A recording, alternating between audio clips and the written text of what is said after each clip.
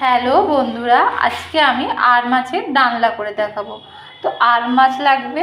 এখানে আমি একটা আর মাছ কিনে ভালো করে কেটে ধুয়ে নিয়েছি। নুন হলুদ মাখিয়েছি, হাফ চামচ করে নুন আর হলুদ ভালো করে মাখিয়ে নিয়েছি। এটা বেশি বড় সাইজের আর নয়, ছোট সাইজের আর, কিন্তু খেতে খুব ভালো হয় এই আর মাছগুলো। আর লাগছে আলুগুলোকে আমি এইভাবে ডুমো ডুমো করে কেটেছি। লাগছে একটা গোটা টমেটো ভালো করে কুচিয়ে রেখেছি। লাগছে একটা পেঁয়াজ, সেটাকে টুকরো করে কাটা আছে। লাগছে রসুন আর আদা, আন্দাজ মতন আপনারা দেবেন। আমি এখানে রসুন দিয়েছি একটা মিডিয়াম সাইজের রসুন, ওটাকে ভালো করে ছাড়িয়ে কেটে নিয়েছি। আর এখানে 25 গ্রাম মতন আদা, এটাকে পুরো পেস্ট হবে। পেঁয়াজ, রসুন, আদা, টমেটো। লাগবে সর্ষের তেল। এখানে নুন আন্দাজ মতন, হলুদ গুঁড়ো আন্দাজ মতন, লঙ্কার গুঁড়ো তাই যে যতটা ঝাল খাবেন, আর গরম মশলার গুঁড়ো যে যেরকম গরম মশলা ইউজ করেন সেইভাবেই দেবেন। তাহলে সবার প্রথমে আমি এদিকে কড়াইটা গরম করতে বসিয়েছি। কড়াইটা গরম হয়ে গেলেই আমি এখানে সর্ষের তেল দিয়ে দেবো মাছগুলো ভাজার জন্য। কড়াইটা গরমও হয়ে গেছে, এবার আমি সর্ষের তেলটা দিয়ে দিচ্ছি। মাছগুলো ভাজবো। তেলটা গরম হলেই আমি মাছগুলো দেবো। বন্ধুরা, আর মাছ কিন্তু ভীষণ ফোটে ভাজতে গেলে। তো আপনারা কি করবেন, একটু হাফ চামচ মতন সর্ষের তেল এই আর মাছগুলোর মধ্যে একটু মাখিয়ে নেবেন। তাহলে দেখবেন অতটা ভয় থাকবে না যে মাছগুলো ফাটার জন্য। ভালো করে মাখিয়ে এইবার তেলটাও আমার গরম হয়ে গেছে। এইবার আমি এই মাছগুলো এক এক করে ভেজে নেব। আমি একটু লাল লাল করেই মাছগুলো ভাজা পছন্দ করি। আপনারা যে হিসাবে আপনারা ভাজতে চান, তো সেই হিসাবে আপনারা মাছগুলোকে ভেজে নেবেন।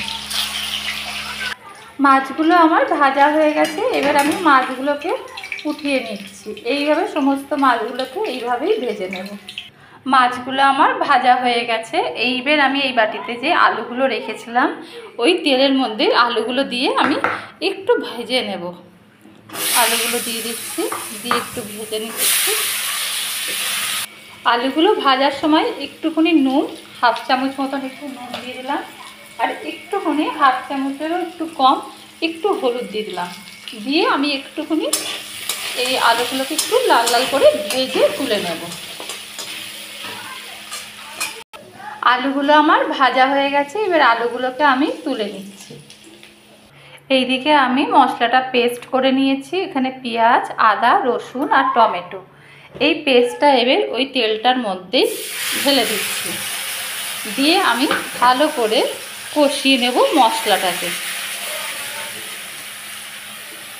মশলাটা ভালো করে কষানো হচ্ছে। এইবার আমি এর মধ্যে এই আলুগুলো যে ভেজে রেখেছিলাম, এই আলুগুলো এর মধ্যে আমি দিয়ে কিন্তু নাড়ব।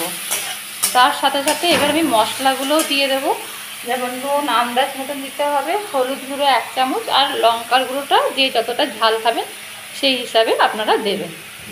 দিয়ে আমি এটাকে ভালো করে কষাবো যতক্ষণ না তেল ছেড়ে ছেড়ে আসছে। দেখুন মশলাটা কিন্তু ভালোভাবে কষে গেছে, সাইড দিয়ে তেলও বেরিয়ে যাচ্ছে। তার মানে হচ্ছে মশলাটা আমার পুরোপুরি কষানো হয়ে গেছে। এইবার আমি এর মধ্যে জল দিয়ে দিচ্ছি আন্দাজ মতো। জলটা দিয়ে কিছুক্ষণ আমি ফুটতে দেব। তারপরে আমি এক এক করে মাছগুলো এর মধ্যে ছেড়ে দেব। মাছের ঝোলটা ভালোভাবে ফুটে গেছে। এইবার আমি এই মাছগুলোকে পুরো দিয়ে দিচ্ছি।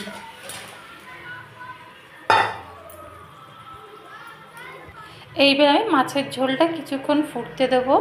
আপনারা যতটা ঝোল রাখার দরকার সেই হিসাবে রাখবেন। আমি কিছুক্ষণ ফুটিয়ে তারপরে নামিয়ে নেব।